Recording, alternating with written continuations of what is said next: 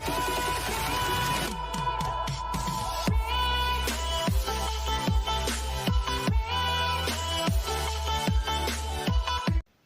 Friends, welcome to my study time. आज के इस वीडियो में हम डिस्कस करेंगे BEG 106 जो एग्ज़ाम है उसमें लॉन्ग क्वेश्चन जो पूछा जाता है उसका आंसर सही तरीके से कैसे करें। जो BEG 106 के अंदर लॉन्ग क्वेश्चन पूछे जाते हैं वो ज़्यादातर आपको 300 से 400 वर्ड में लिखना होता है। तो आज के इस वीडियो में एग्जाम्पल के साथ बताऊंगा कि आपको एग्ज़ाम में कैसे लिखना है BEG 106 पेपर का एग्ज़ाम। ठीक है, तो अगर आप इस चैनल पर नए हैं तो चैनल को सब्सक्राइब कर लीजिए, वीडियो पसंद आए तो वीडियो को लाइक कर दीजिए एंड शेयर कर दीजिए। तो चलिए आज का ये वीडियो शुरू करते हैं। यहाँ आप देख सकते हैं comment on the salient features of Indian English poetry. तो ये एक क्वेश्चन है जो कि जून 2018 में पूछा गया था और ये क्वेश्चन बहुत बार रिपीट भी हो चुका है। तो वीडियो बनाने में बहुत टाइम लगता है और बहुत मेहनत लगता है क्योंकि ये जो आंसर है ये मैंने खुद लिखा है। तो वीडियो पसंद आए तो वीडियो को प्लीज़ लाइक कर दें और चैनल को सब्सक्राइब कर लें। ठीक है, तो चलिए शुरू करते हैं।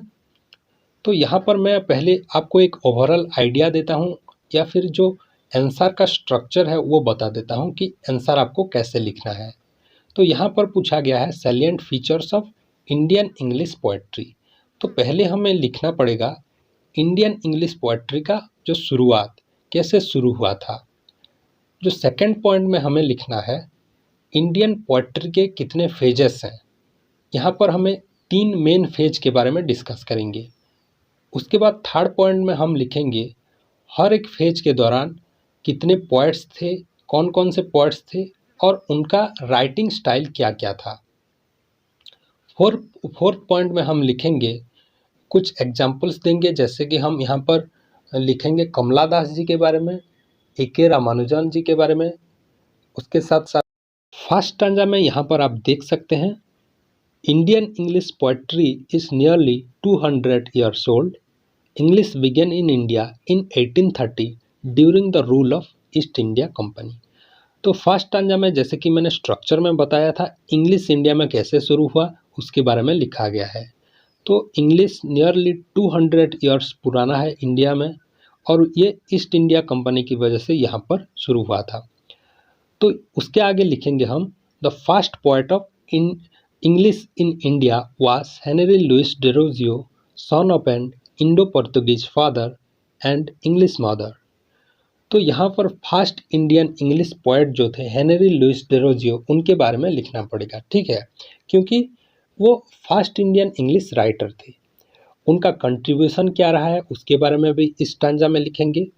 उन्होंने द एकेडमिक एसोसिएशन नाम का एक डिबेटिंग क्लब का स्थापना किया था। उसके साथ साथ उन्होंने द पार्थेनन नाम का एक मैगज़ीन पब्लिश करवाया था। कुछ देर तक वो द डेरोजियो का जो मेन कंट्रीब्यूशन रहा है the fakir of Jungheera, a metrical tale and other poem, जो कि 1928 में पब्लिश किया गया था। तो ये था हेनरी लुइस डेरोजियो के बारे में, या फिर आप कह सकते हैं इंडिया में इंग्लिश पोएट्री का जो शुरुआत था। तो ये हो गया आपका इंट्रोडक्शन और ये आपका फर्स्ट। उसके बाद हम लिखेंगे जो इंडियन इंग्लिश पोएट्री में डिफरेंट फेजेस हैं। तो यहाँ पर 3 मेन फेज के बारे में लिखेंगे। एक हो जाता है आपका बिफोर इंडिपेंडेंस यानी स्वाधीनता के पूर्व का जो फेज है। उसके बाद आ जाता है ड्यूरिंग द फ्रीडम स्ट्रगल, यानी जो फ्रीडम स्ट्रगल चल रहा होता है उसी बीच बहुत सारे नेशनलिस्ट पोएट थे, तो ये एक फेज बन जाता है। उसके बाद आ जाता है आपका पोस्ट इंडिपेंडेंस यानी Henry Derozio, Kashi Prasad Ghosh, Shashi Chandra Dutt, Toru Dutt, Michael Madhusudan Dutt were some of the pioneer of first phase in India. जो फर्स्ट फेज के अंदर जो पोएट्स थे वो हैं Henry Derozio, Kashi Prasad Ghosh, Shashi Chandra Dutt, Michael Madhusudan Dutt, Toru Dutt, ये सब फर्स्ट फेज के अंदर आते हैं। उसके बाद जो सेकंड फेज है, सेकंड फेज में ज़्यादातर नेशनलिस्ट पोएट थे। तो नाम यहाँ पर दिया गया है अरविंद घोष, सरोजिनी नायडू, रविंद्रनाथ टैगोर, स्वामी विवेकानंद। ठीक है, उसके बाद शुरू होता है after independence post independence phase यानी जो थर्ड फेज के अंदर बहुत सारे पोइट्स आते हैं और उन्होंने इंडियन पोइट्री का जो दिशा है, the independence in India brought new movements in literature. Before independence, Henry Derozio, Kashi Prasad and the Dutt family wrote romantic poet highlighted the Indian culture and ethos। तो इंडिपेंडेंस के पहले जो राइटर थे वो सब वेस्टर्न कल्चर से inspired होके, उसके बाद जो सेकंड फेज के पोइट्स थे, जो नेशनलिस्ट पोएट थे, वो ज़्यादातर फिलोसोफर थे। तो उन्होंने रिलीजियन के ऊपर, स्पिरिचुअलिटी के ऊपर और हमारे देश के ऊपर उन्होंने पोएम लिखना शुरू किया था, जैसे कि सरोजिनी नायडू, अरविंद घोष, रविंद्रनाथ टैगोर। उसके बाद जो थर्ड फेज के पोएट थे उन्होंने अलग ही थीम को चूज किया और उसके ऊपर पोएम लिखना शुरू किया था, जैसे कि self expression, loneliness, love, feminism, symbolism, religion, spiritualism. इन्हीं सभी टॉपिक के ऊपर उन्होंने poem. Indianness has been very distinct feature of modern Indian English poetry. जो इंडियन पोएट्री है वहाँ पर इंडियननेस एक स्पेसिफिक क्वालिटीज है। We observe different patterns in Indian poetry.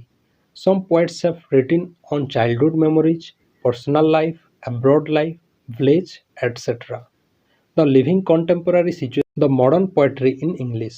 The poets try to bring innovation in both form and content।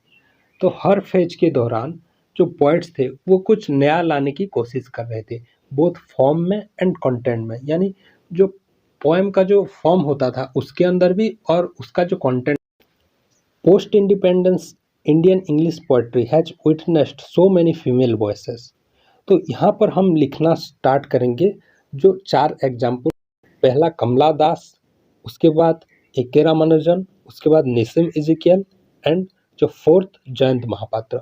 तो आप किसी भी इंडियन पोएट्स को यहाँ पर एग्जाम्पल के तौर पर ले सकते हैं, उनके बारे में लिख सकते हैं और उनका जो मेन कंट्रीब्यूशन रहा है उसके बारे में हमें लिखना पड़ेगा। तो यहाँ पर हम कमला दास, A K. Ramanujan, Nissim Ezekiel and Jayant.